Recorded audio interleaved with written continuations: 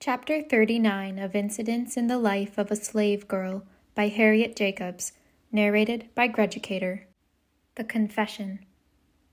For 2 years, my daughter and I supported ourselves comfortably in Boston. At the end of that time, my brother William offered to send Ellen to a boarding school. It required a great effort for me to consent to part with her, for I had few near ties, and it was her presence that made my 2 little rooms seem homelike. But my judgment prevailed over my selfish feelings. I made preparations for her departure.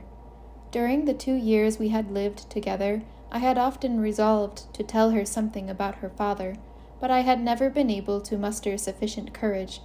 I had a shrinking dread of diminishing my child's love. I knew she must have curiosity on the subject, but she had never asked a question.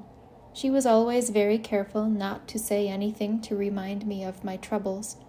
Now that she was going from me, I thought if I should die before she returned, she might hear my story from someone who did not understand the palliating circumstances, and that if she was entirely ignorant on the subject, her sensitive nature might receive a rude shock.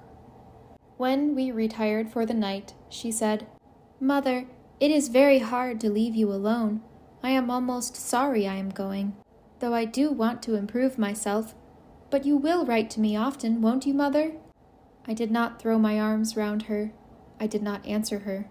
But in a calm, solemn way, for it cost me great effort, I said, "Listen to me, Ellen. I have something to tell you." I recounted my early sufferings in slavery, and told her how nearly they had crushed me. I began to tell her how they had driven me into a great sin, when she clasped me in her arms and exclaimed, "Oh, don't, Mother! Please don't tell me any more." I said, "But, my child, I want you to know about your father."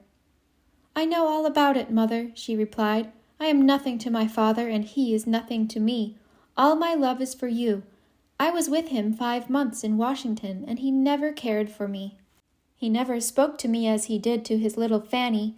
I knew all the time he was my father, for Fanny's nurse told me so. But she said I must never tell anybody, and I never did. I used to wish he would take me in his arms and kiss me as he did Fanny, or that he would sometimes smile at me as he did at her. I thought if he was my own father he ought to love me. I was a little girl then, and I didn't know any better. But now I never think anything about my father. All my love is for you." She hugged me closer as she spoke, and I thanked God that the knowledge I had so much dreaded to impart had not diminished the affection of my child. I had not the slightest idea she knew that portion of my history. If I had, I should have spoken to her long before, for my pent-up feelings had often longed to pour themselves out to someone I could trust. But I loved the dear girl better for the delicacy she had manifested towards her unfortunate mother. The next morning, she and her uncle started on their journey to the village in New York, where she was to be placed at school. It seemed as if all the sunshine had gone away. My little room was dreadfully lonely.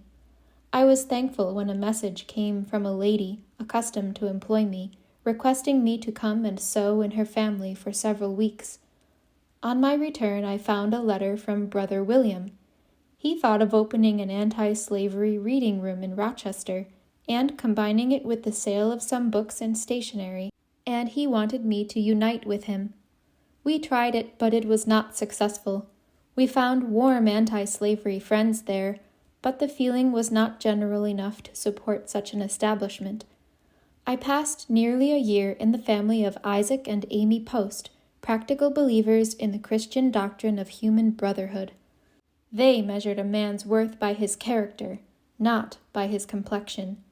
The memory of those beloved and honored friends will remain with me to my latest hour.